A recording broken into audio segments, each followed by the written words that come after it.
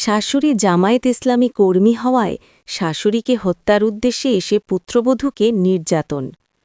মহসিন, বিজয়, ২৪ TV, Bauphal উপজেলা প্রতিনিধি। শাশুড়ি জামায়াত ইসলামী কর্মী, তাই তাকে হত্যার উদ্দেশ্যে তার বসতবাড়িতে ধারালো অস্ত্র নিয়ে আসে একই এলাকার রুডেল কাজী, কথিত বিএনপি কর্মী, পিতা আলমগীর কাজী, সাং বানাজোড়া, বোগা ইউনিয়নের ৩ নং ওয়ার্ডে।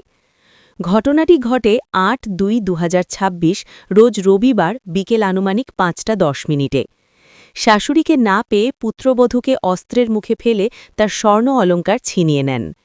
এক পর্যায়ে তাকে ধর্ষণে চেষ্টা চালায়, তাকে শারীরিক ও মানসিকভাবে লাঞ্ছিত করে। পুত্রবধূ চিৎকার ও চেঁচামেচি শুনে লোকজন আসতে থাকলে রুবেল কাজী পালিয়ে যান। ভুক্তভোগী পরিবারের দাবি, এই ধর্ষণকারীকে অতি দ্রুত আইনের আওতায় আনার জন্য জোর দাবি জানান।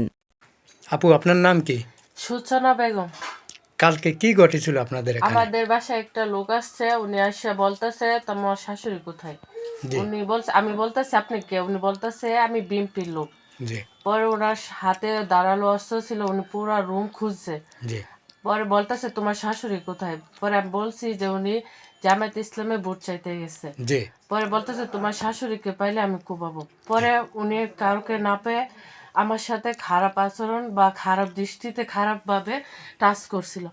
পরে আমি ওনার কাছ থেকে হাত মুখ ছুটে লেছি। তারপরে আমি ভিডিও করবার চেষ্টা করছি মোবাইল দিয়ে। উনি আমার কাছ থেকে ওই ছেলেটার নাম কি? আপনাদের বাড়িতে আসছিল ওই ছেলেটার নাম কি? রুবেল গাজী।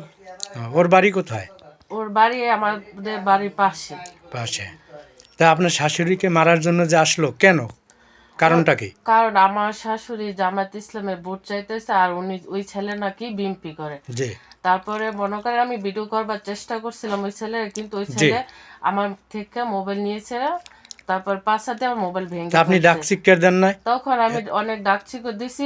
পরে উনি কি করছে, আমার থেকে যত অলংকার ছিল, আমার ঘরে স্বর্ণ ছিল, সবকিছু ছিনিয়ে নিয়ে উনি পালিয়ে গেছে। তখন মনে কর লোকজন আসছে, তখন শুনছি। তাহলে আপনি কি আইনের সহায়তা চাচ্ছেন? হ্যাঁ, আমি আইনের সহায়তা, আমার সঠিক বিচার যেন পাই। আচ্ছা।